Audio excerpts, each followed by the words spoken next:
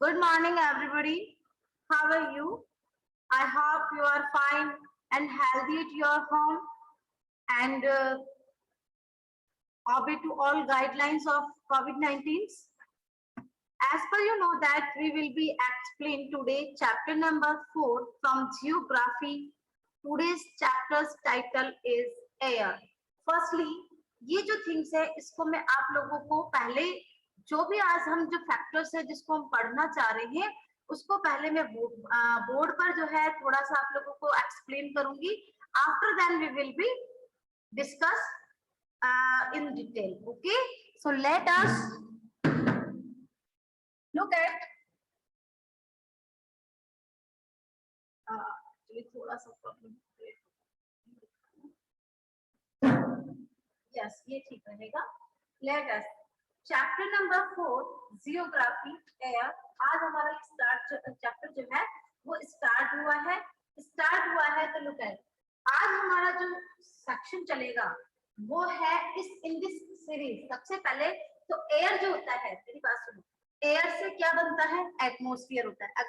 अगर मैं आपसे कहती हूँ कि डिफाइन द एटमॉस्फेयर, ठीक है, कि आपको एटमॉस्फेयर को डिफाइन करना है तो सबसे पहले आप बोल दोगे कि the atmosphere as a loose blanket of air. ठीक है, ये जो एयर होती है यही हमारे एटमॉस्फेयर जो होते हैं, जो हमारा वातावरण जो होता है उसको क्रिएट करती है. In this series first things हम पढ़ेंगे कंपोजिशन ऑफ द एटमॉस्फेयर. यानी एयर जो है, एटमॉस्फेयर जो है उसका कंपोजिशन कैसे होता है. देखिए, एयर और एटमॉस्फेयर इन दोनों का आपस में रिलेशंस होता है. एटमॉस्फेयर की डिफाइन मैंने अभी एक बार फिर एक्सप्लेन करना है कि the atmosphere as a loose blanket of air. Atmosphere जो है वो क्या है? एक आवरण है जिससे वो एयर जो होता है उससे ढका हुआ होता है, उसे एटमॉस्फेयर कहते हैं. अब इस एटमॉस्फेयर को क्लियर करने के लिए हम कहेंगे कंपोजिशन ऑफ द एटमॉस्फेयर. देखिए, किसी भी प्रकार के एटमॉस्फेयर को कंपोजिशन करने के लिए उसमें डिफरेंट टाइप्स ऑफ एयर जो है वो जब उसके अंदर एंटायर होती है तो हमारा जो एटमॉस्फेयर होता है उसको हम कंपोजाइज करते हैं. एटमॉस्फेयर किस किस से बनता है? नाइट्रोजन. लुक एट, हम पढ़ रहे हैं composition of atmosphere. Nitrogen, oxygen, other important gas. यानी ये और भी, यानी टू फैक्टर्स तो मैंने बता दिया एज इट इज. नाइट्रोजन है, ऑक्सीजन है, और उसके बाद में हमने ले लिया अदर इंपॉर्टेंट गैसेस. यानी ऐसी बहुत सारी इंपॉर्टेंट गैसेस होती हैं जैसे हीलियम है, ठीक है, कार्बन डाइऑक्साइड है. इस प्रकार की अलग बहुत सारी गैसेस जो होती है उनका थोड़ा थोड़ा जो परसेंटेज होता है वो इंक्लूड होकर के एटमॉस्फेयर को क्रिएट करता है. ठीक है, तो सबसे पहले मैंने जो आपको स्ट्रक्चर समझाया वो समझ में आया कि एटमॉस्फेयर जो है उसको हम कंपोजिट कैसे करते हैं कि उसमें एक तो नाइट्रोजन रहती है, एक ऑक्सीजन रहती है. एडमिटिव, yes, it provides us the air we breathe and protect us from the harmful effects of the sun rays. So this makes the temperature on the earth livable. ये कहता है कि ये प्रोवाइड्स करता है हमको एयर जिसको हम ब्रीथिंग, सांस के अंदर काम में लेते हैं, और वो एयर जो हमको प्रोटेक्ट करती है हार्मफुल जो सन रेज आती है उसके इफेक्ट से. और इसके अलावा जो हमारा टेम्परेचर होता है, हमारी अर्थ का जो टेम्परेचर होता है उसको लाइवेबल करता है, यानी जीने योग्य बनाता है. जब अगर ये सारी गैसेस, ये एटमॉस्फेयर के अंदर ये गैसेस नहीं होंगी तो इन्हीं की वजह से टेम्परेचर, जैसे मान लो एक ब्रीजिंग, एक कूल जो हवा है वो जब बहती हुई चली हुई आती है तो क्या होता है, हमारे यहाँ का टेम्परेचर जो होता है, जो हाई टेम्परेचर होता है उसमें थोड़ी सी कमी आती है, हमें ठंडक सी महसूस होती है. और सन रेज, देखिए सन से भी बहुत सारी अल्ट्रा वायलेंट जो रेज होती हैं वो आती हैं, और ये जो एयर होती है वही उसके इफेक्ट को कम करती है। आ रही है बात समझ में? फिर हमारा टॉपिक जो है वो स्टार्ट होता है, कंपोजिशन ऑफ द एटमॉस्फेयर। इसके अंदर हम फर्स्ट जो है वो डिस्क्राइब करने जा रहे हैं नाइट्रोजन को। ओके, देखिए कॉम्पोजिशन ऑफ द एटमॉस्फेयर, इसको पहले हमको समझना है कि atmosphere are mixtures of various gases. ये जो हमारा वातावरण है वो अलग अलग प्रकार की गैसों का मिक्सचर्स होता है।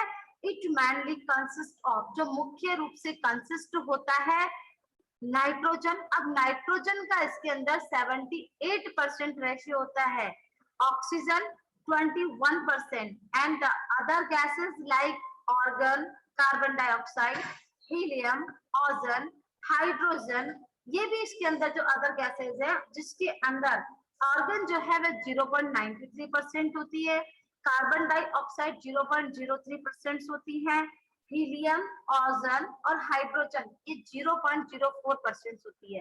तो ज्यादा रेशियो किसका होता है एटमॉस्फेयर के अंदर, कौन सी गैस का होता है? नाइट्रोजन और ऑक्सीजन का। आगे बात समझ में, नाइट्रोजन 78% होता है और ऑक्सीजन जो है वो 21% होता है। अब यहाँ हम नाइट्रोजन के बारे में डिटेल के अंदर पढ़ेंगे कि it is very important for survival of plant. ये जो नाइट्रोजन होती है, जो हमारे प्लांट्स होते हैं, जो हमारे पेड़ पौधे जो होते हैं, वो उसके लिए वो जो सर्वाइवल यानी वो जो एनवायरमेंट के अनुसार अपने आप को अडेप्ट जो करते हैं, उसके लिए ये इंपॉर्टेंट होती है। They can not take nitrogen directly from the air. Air के अंदर नाइट्रोजन जो है वो हमको डायरेक्टली नहीं मिलती है। Bacteria that live in the soil and roots of some plants takes nitrogen from the air and change its form so that plants can use it। ये कहता है कि एनवायरमेंट से हमें डायरेक्टली नाइट्रोजन नहीं मिलता है। नाइट्रोजन जो है प्लांट्स को बैक्टीरिया के माध्यम से, जो कि सॉइल के अंदर रहते हैं, और जो हमारे ट्री होते हैं, हमारे जो प्लांट्स होते हैं, उनकी जो रूट्स होती है, उनसे वो नाइट्रोजन को गेट करते हैं। उसके बाद ये अपने आप को चेंज जो है, अपनी फॉर्म्स ऑफ एयर को चेंज करती है। इसी कारण प्लांट्स के लिए नाइट्रोजन जो है वो एक बहुत ही इंपॉर्टेंट गैस होती है। सेकंड के अंदर आता है हमारा oxygen. Okay, it is the second most plentiful gas. ये बहुत ही सेकंड नंबर की इंपॉर्टेंट गैसेस होती है। Humans and animals take oxygen from the air to breathe. ये जो ह्यूमन यानी जो मानव जाति है और एनिमल्स जो जानवर है, ये ऑक्सीजन को टैक करते हैं एनवायरमेंट से अपनी ब्रीथिंग के लिए। Green plants produce oxygen during the photosynthesis. प्रकाश संश्लेषण की क्रिया के दौरान प्लांट्स जो होते हैं वो प्रोड्यूस करते हैं इस ऑक्सीजन को। तभी क्वेश्चन पुट होता है ना कि हमको जो है ऑक्सीजन कहाँ से मिलती है? We get oxygen from green plants. Green जो प्लांट्स होते हैं उनसे हम लोगों को ऑक्सीजन जो है वो मिलती है। अब वो कहाँ से प्रोड्यूस करते हैं? जब वह प्लांट जो है अपने एक नेचुरल सर्किल के अकॉर्डिंग फोटोसिंथेसिस की जब क्रिया करता है, उस समय ये ऑक्सीजन जो है वो प्रोड्यूस होती है। फिर आता है other important gas. Carbon dioxide is another important gas. Green plants use carbon dioxide to make their food and release oxygen. Carbon dioxide जो है ये भी एक अनदर इंपॉर्टेंट गैस होती है। जो प्लांट्स होते हैं वो कार्बन डाइऑक्साइड जो होते हैं उसको लेते हैं और उसको लेने के बाद में वो अपना फूड जो है उसको बनाते हैं और उसके एवरेज में वो ऑक्सीजन को रिलीज करते हैं। तो प्लांट्स क्या करते हैं? कार्बन डाइऑक्साइड जो होता है उसको तो टैक लेते हैं और ऑक्सीजन जो होता है उसको रिलीज करते हैं। और ह्यूमन बीइंग क्या करता है? ऑक्सीजन को तो टैक करता है और कार्बन डाइऑक्साइड को रिलीज करता है। इसीलिए हमारा जो सर्वाइकल जो चेन होता है, यानी जो एटमॉस्फेयर के अंदर जो चेन चलती है वो इसी अकॉर्डिंग चलती है कि हम लोग कार्बन डाइऑक्साइड रिलीज करते हैं और वो कार्बन डाइऑक्साइड को टैक करता है। और वो जब ऑक्सीजन को रिलीज करता है तो हम जो है ऑक्सीजन को क्या करते हैं? गेट करते, टैक करते हैं। The amount of the humans और एनिमल रिलीज कार्बन डाइऑक्साइड, जो कि मैंने पहले बता दिया कि एनिमल और जो हमारे जो ह्यूमन बींग्स होते हैं ये कार्बन डाइऑक्साइड जो होते हैं उसको रिलीज करते हैं। एक लॉट ऑफ अमाउंट्स के अंदर ये लोग रिलीज करते हैं, और ह्यूमन और animal seem to be equal to the amount used by the plants which make a perfect balance। और जिस प्रकार से रिलीज और टैकिंग का जो ये रेशियो चलता है उसी की वजह से हमारे एनवायरनमेंट के अंदर एक परफेक्ट बैलेंस जो है वो बना हुआ रहता है। However, this balance upsets by the burning of fuel such as the koila and oil, which add the billion of tons of carbon dioxide into the atmosphere each year। ये कहता है उसके अलावा हमें आग जलाने के लिए, कोयला जलाने के लिए और भी जो अदर जो थिंग्स होती है उसको बर्न करने के लिए ऑक्सीजन की आवश्यकता होती है। इसके लिए आप एक एक्सपेरिमेंट कर सकते हो कि आपने फायर लगाई, ठीक है, आपने आग जलाई है, अब उसको आप किसी पॉट से या किसी से ढक दो, ढकते ही वो जो है बुझ जाएगा, वो टर्न ऑफ हो जाएगा। क्यों? क्योंकि उसको एनवायरनमेंट से ऑक्सीजन गेट नहीं हो पाई। तो इनको जलने के लिए भी हमें ऑक्सीजन की आवश्यकता होती है, और उसके आधार पर जैसे ही वो बर्न होता है, बर्न होने के बाद जो स्मोक निकलता है उससे वो कार्बन डाइऑक्साइड को रिलीज करता है, और इस प्रकार का कार्बन डाइऑक्साइड जो है वो एक बड़ी मात्रा के अंदर एनवायरनमेंट के अंदर होता है, और कभी कभी ये इंक्रीज भी हो जाता है जो कि हमारी बॉडी को जो है वो अफेक्ट करता है। तो यहाँ हमारा कंप्लीट होता है कॉम्पोजिशन ऑफ द एटमोस्फियर, किस प्रकार से वातावरण जो है उसको कॉम्पोजिशन किया जाता है। अब आता है next topic in this series, structure of the atmosphere. अब हमारा जो एटमोस्फियर होता है उसके कौन कौन से स्ट्रक्चर्स होते हैं, इसको एक बार मैं आप लोगों को ऑन ब्लैक बोर्ड, सेकंड जो हमारा पॉइंट है वो है स्ट्रक्चर्स ऑफ द एटमोस्फियर। हमारा जो एटमोस्फियर है उसमें कौन कौन से स्ट्रक्चर्स होते हैं, मंडल जो होते हैं वो है troposphere, stratosphere, mesosphere and thermosphere. After then आता है एक्सोस्फियर। यानी ये जो 1 2 3 4 5 ये जो 5 जो स्फीयर्स होते हैं ये मिलकर के इस एटमॉस्फेयर के स्ट्रक्चर्स को, ढांचे को जो है वो क्रिएट करते हैं। इससे जो रिलेटिव, लिसन मी, इससे जो रिलेटिव जो पिक है वो आज के पीडीएफ पे मैंने सेंड किया है, उसको आपको ड्रॉ करना है ताकि आपको जो स्ट्रक्चर्स ऑफ जो एटमॉस्फेयर है वो अच्छे से समझ में आ जाए।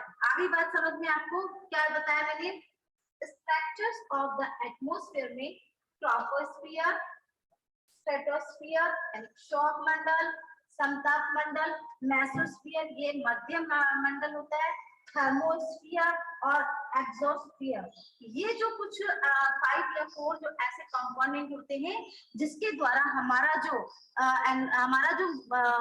एटमॉस्फेयर जो होता है,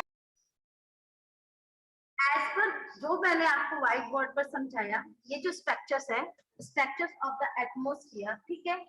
तो यहाँ हम ये कह सकते हैं कि the atmosphere is divided into 5 layer starting from the earth और सरफेस। यानी टोटल 5 लेयर होती हैं हमारी अर्थ से लेकर के, अर्थ सरफेस से लेकर के, ठीक है। यानी हमारी जो अर्थ की जो सरफेस होती है वहां से लेकर के अप साइड पर हम जाएंगे तो there are the 5 layer of, the first is troposphere. Okay, troposphere का मतलब होता है क्षोभ मंडल, ठीक है। वैसे आप इंग्लिश मीडियम से बिलोंगिंग है तो आपको ट्रोपोस्फियर को ट्रोपोस्फियर ही पढ़ना है। This layer is the most important layer of the atmosphere. It's average height is 13 kilometer. The air we breathe exists here. Almost all the weather, the phenomenon like rainfall, snow, sleet, fog, hail occur in this layer. यानी ये जो हमारा troposphere होता है, इसकी जो ये layer जो है वो एटमॉस्फेयर की सबसे इंपॉर्टेंट लेयर होती है। अगर हम इसकी हाइट की बात करें तो अर्थ की सरफेस से ये 13 किलोमीटर रहती है, और इस यहीं से हम लोग अपनी जो अर्थ है, अर्थ से जो हम ब्रीथिंग करते हैं, सांस लेने के लिए जो हमको एयर मिलती है वो ट्रोपोस्फियर से ही मिलती है। और वेदर की जो बहुत सारी कंडीशंस होती है, जैसे रेनफॉल है, स्नो है, हेल है, फॉग है, ये सारे जो है क्रिएट होते हैं, ऑक्योर होते हैं इस दिस लेयर के अंदर। सेकंड आता है हमारा stratosphere. It lies above the troposphere which extends up to height of 50 kilometre. ये कहता है ये ट्रोपोस्फियर, हमारा जो ट्रोपोस्फियर है यानी क्षौभ मंडल जो है ये इसके अबाव होता है, इसके ऊपर होता है, जो कि इसकी हाइट जो है वो 50 किलोमीटर होती है। This layer is almost free from cloud. ये जो लेयर होती है यहाँ पर क्लाउड जैसी कोई थिंग्स नहीं होती है। Associate the weather making the condition most ideal and the flying aeroplanes। इसमें क्या होता है, हमारा जो एरोप्लेन जो है जो फ्लाइंग करता है उसके लिए जो है ये सबसे बेटर जोन होता है, इसीलिए इसको हम बोलते हैं समताप मंडल। इसको हम हिंदी में क्या कहते हैं, स्ट्रेटोस्फियर को हम कहते हैं समताप मंडल। और इसका इंपॉर्टेंट जो फीचर है स्ट्रेटोस्फियर का is that it contain a layer of ozone gas। और यहाँ पर एक लेयर बनती है किसकी, ओजोन गैस की, जो कि हमारे लिए बहुत ही इंपॉर्टेंट होती है।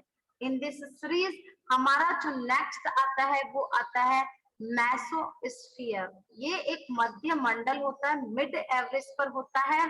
This is the third layer of the atmosphere, जो कि हमारे एटमोस्फियर की तीसरी लेयर होती है। It extends up to the height of 80 kilometre, जो कि इसकी हाइट जो है वो 80 किलोमीटर होती है। And the matrix burn up in this layer and the entry from the spaces. Fourth number पर आती है थर्मोस्फियर यानी ब्रह्मंडल। In thermosphere temperatures rise very rapidly with increasing height. इस वाले जो मंडल है उस पर टेम्परेचर जो है वो तीव्र गति से बढ़ता है। और ये जो लोनोस्फियर, इसके अंदर एक लेयर होती है जो कि पार्ट होता है लोनोस्फियर का।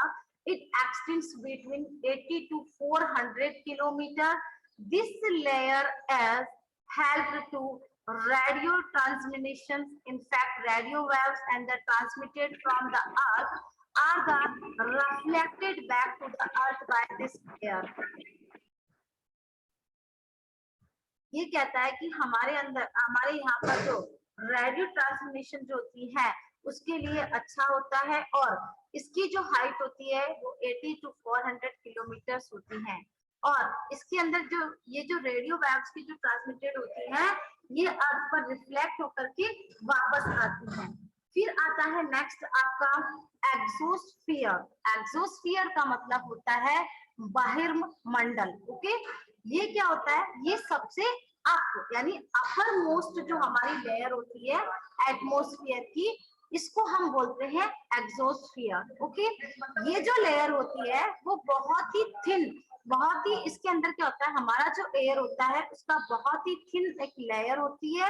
ये सबसे लाइट गैसेस होती हैं लाइक हीलियम एंड हाइड्रोजन। इसके अंदर जो टू मोस्ट ऑफ एयर जो कंपोनेंट्स होती हैं वो होती हैं helium and hydrogen and float into the space from here. और उसके अलावा ये कहते हैं कि इसके अंदर हीलियम हाइड्रोजन जो होती है वो यहाँ पर जो है स्पेस एरिया, यानी ये सबसे अपर मोस्ट जो है लेयर होती है। ओके, आफ्टर मैं थोड़ा सा डिस्कस करती हूँ।